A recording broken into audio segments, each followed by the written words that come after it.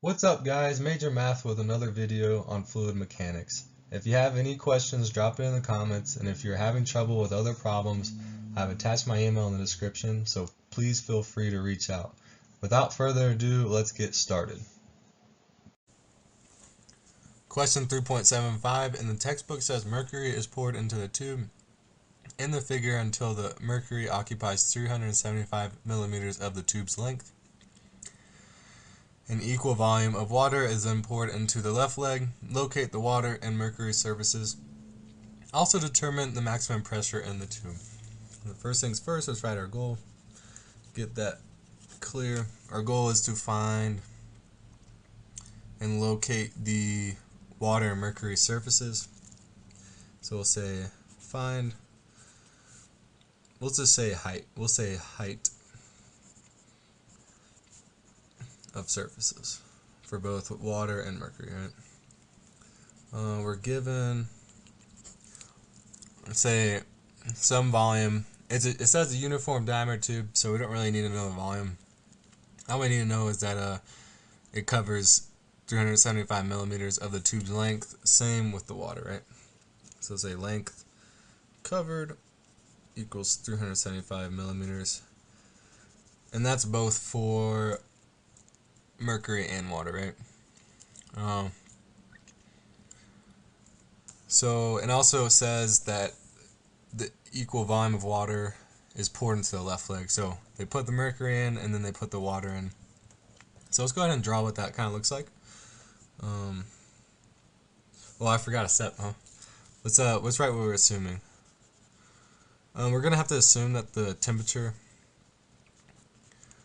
of the mercury and the water is going to be 20 degrees because we're going to have to use some values from the textbook to help us solve this. We're also going to assume a kind of like a baseline that the baseline that we're going to measure these surfaces from, because we're going to have to be able to measure we'll be able to visualize it more once I draw the graphic of the liquid poured in, but we're going to have to measure the different surfaces of the water and mercury, and we're going to have some sort of baseline. So we're going to say that the baseline that or like reference line that we're going to measure from is at the center line of the bottom pipe.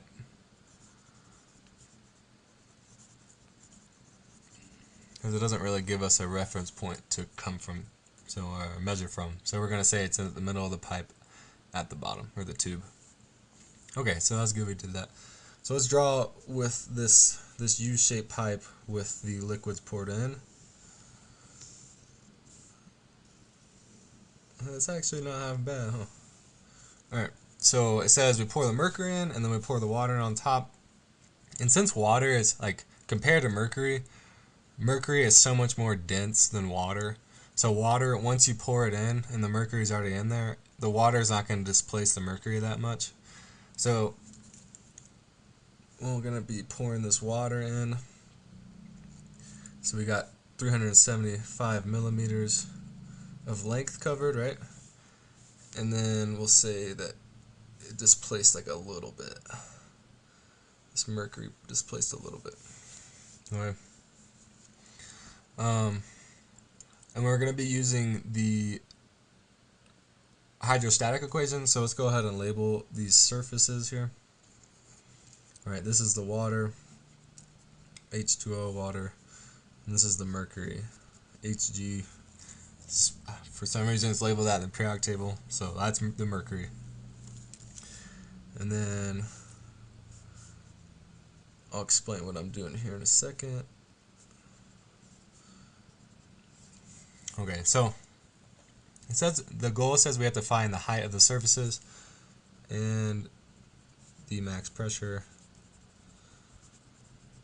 So how are we going to find these height of these surfaces, right? We're going to have to know, we already know this distance actually, this is given.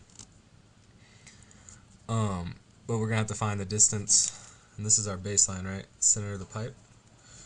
So we're going to have to find the distance, some distance here I wrote an x here, an x variable. We're going to find this distance from the baseline that we determine, our reference point, to this point number 2. This is a 2 right here. And then we're going to do the same thing over here. I'm going to find this distance from the bottom all the way to point 4. I'm separating this out. I'll explain why in a second. So we're going to find from this point, the reference point to point 3, and then from point 3 to point 4, right? And once we figured out these lengths, we can actually determine the height in reference to that baseline of the surface levels, or the water levels. So, like I said, we're going to use this hydrostatic equation. In the textbook, this is what it looks like in the textbook, table F.2, really useful. It says pressure 1 plus specific weight times Z1. Z1 is height, and Z is height in this instance, equals pressure 2 plus specific weight times the height at point 2. So let's go ahead and write that down.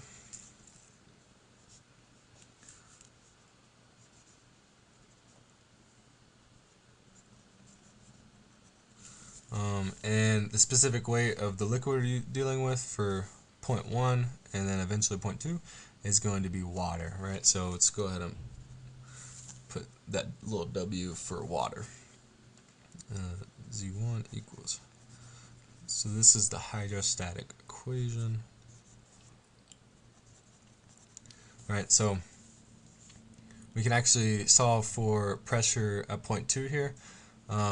Like I said, we had to assume that temperature of 20 degrees, so we know this value of the specific weight of water from the textbook, which, let's see what it is in the textbook.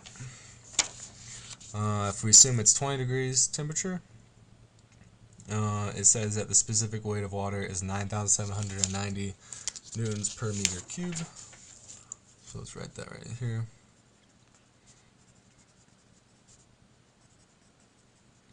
Okay, and then we know pressure 1, so we're only dealing with gauge here. So we know pressure 1, the pressure is actually equal to 0. There's atmospheric pressure, but we're not concerned with this in this example. So we know we're going to go ahead and say that pressure is 0 because it's exposed to the atmosphere.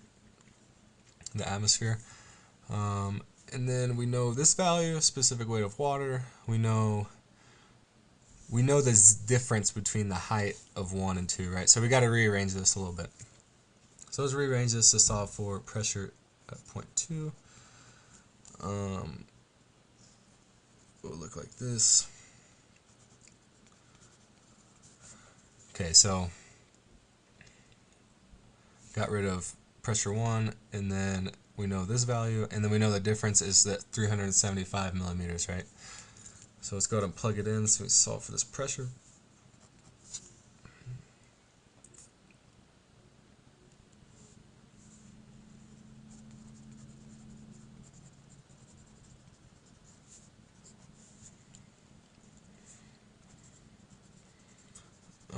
And we know that, let's do a conversion rate to current to meters, get the units to cancel, multiply it by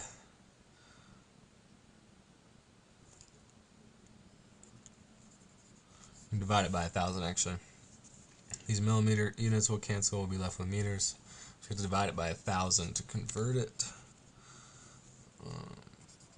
And then if you put that in the calculator, you'll get that the pressure at point 2 is 3,671.25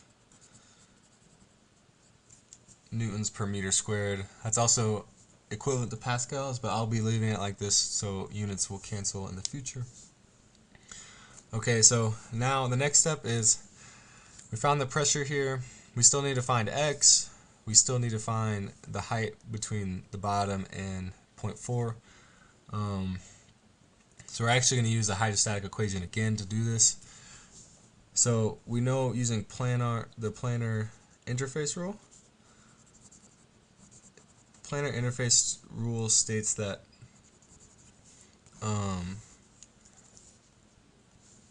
moving horizontally within a liquid,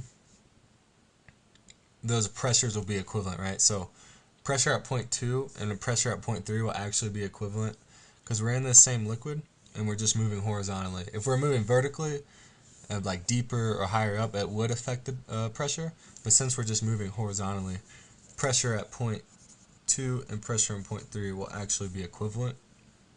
So this will be really useful.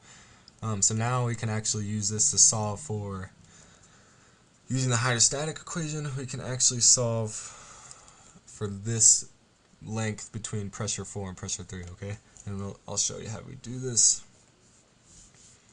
So let's go and write the hydrostatic equation for these different points.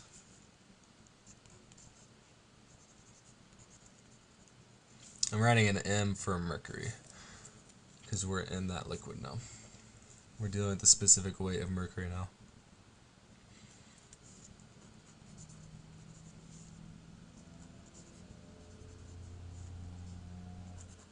Right, and we're going to need to look in the textbook to see what the specific weight of Mercury is at 20 degrees Celsius.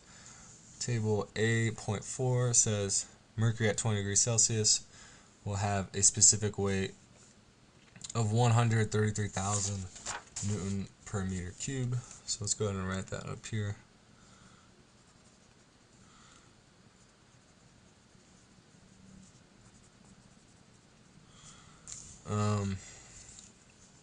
Again, we know that the pressure at point 4 is going to be 0 due to its exposure to the atmosphere. It's going to be 0 gauge. We know this value, and then we're going to need to know the height difference between at point 4 and point 3. So let's go ahead and rearrange that to solve for that. If you do some rearranging, you will get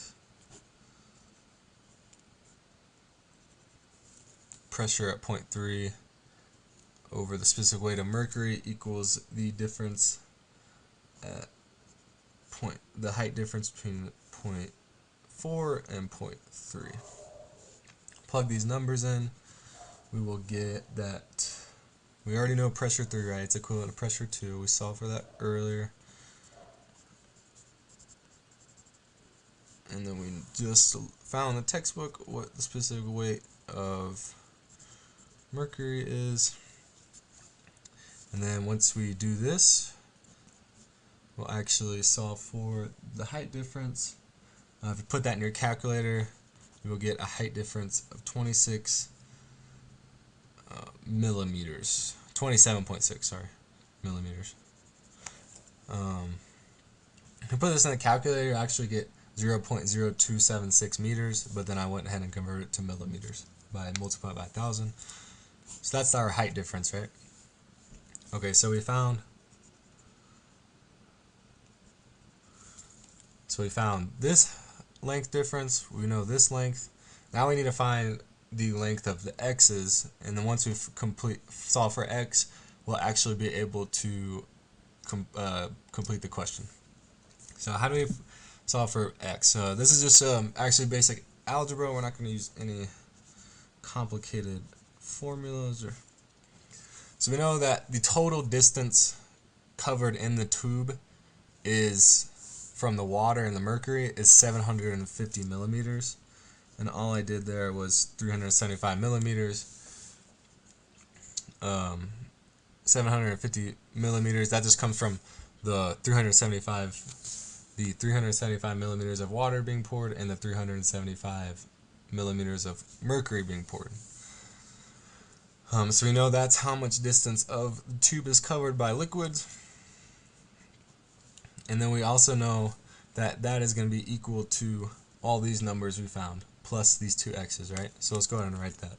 So we know it's going to be equal to 375 millimeters plus an x right here, right?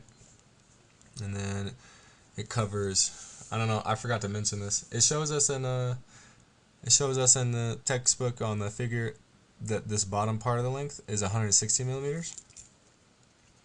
I wish I wrote that earlier. So that's another given length. So we know that the length covered will also be another 160 millimeters. And then we know that'll be another x from there, and then we'll move up again, and we know it's going to be this height difference between the 4 and 3. So that's found that earlier. It's 27.6 millimeters. Okay, so now we have an equation here. We can solve for x. So if you do some rearranging, you get that x equals 93.7 millimeters. Okay. So now we actually found all our lengths that we need to know. So now we can actually find the heights of the liquids. So to find the height at point 1 where the surface of water is, we're just going to do this 375 millimeters plus this x value, right? Which we found to be 93.7 millimeters. So the surface level of water equals 375 millimeters plus 93.7 millimeters, which equals 468.7 millimeters. Okay, so that's part of the question solved. We found the surface level of the water level. Now we need to find the mercury water level, the surface level. So that is just this difference, height difference between 0.4 and 0.3, and add that to x. So surface level of mercury, Hg. That's just what it is in the periodic table. Is the x value plus the height difference of 0.4 and 0.3, which was, what did we say that was, 27.6 millimeters, and that will equal 121.3 millimeters. So these are the heights that what the surface of water and surface of mercury will be. The question also asks to find the max pressure. As we all know, the pressure is highest, closest to the bottom. So all we do here is take our pressure formula, which we know is, we can take the specific, sorry, can't see that. We just got to take our pressure formula. We know you can find pressure by just doing specific weight of the liquid. In this case, we're going to do mercury times the height. I'll write a z. You can also write an h, but z is good for this example. So we know how to find that, and we're just going to do, you can look at either side here, like I said, the pressure doesn't really matter horizontally where you go, so you know, like the bottom here, the pressure here will be equivalent to the pressure here. They're both at the bottom, doesn't matter which way you go. So I'm just going to plug in for this and just say the height. We found the surface level of mercury. We're just going to say we'll put in this, plug the numbers we know, and then the height, like I said, we're gonna want it at the bottom, the most bottom point of the pipe. So we'll put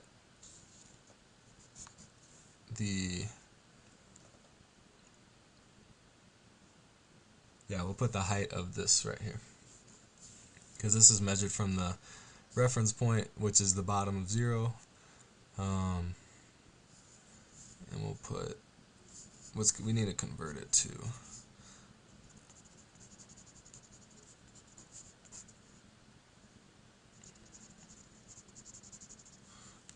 meters, so that the units will cancel out. And then the max pressure, if you do put that in the calculator, will be 16132.9 pascals, or newtons per meter squared. Yeah, and also, if you want to, you can convert that to kilopascals, just dividing it by 1,000, and you will get around 16 kilopascals. Oh, and you guys couldn't see that. So that's all I did. Did the pressure, plugged in what we knew, conversion rate. And this height just comes from the most bottomest point of the tube, which we found it's actually the same as this number. Thanks for watching, soldiers. Don't forget to leave a like and subscribe for more content like this. If you have any questions, leave it on the comments, and if you need help with any other problems, feel free to contact me with the email shown on the screen.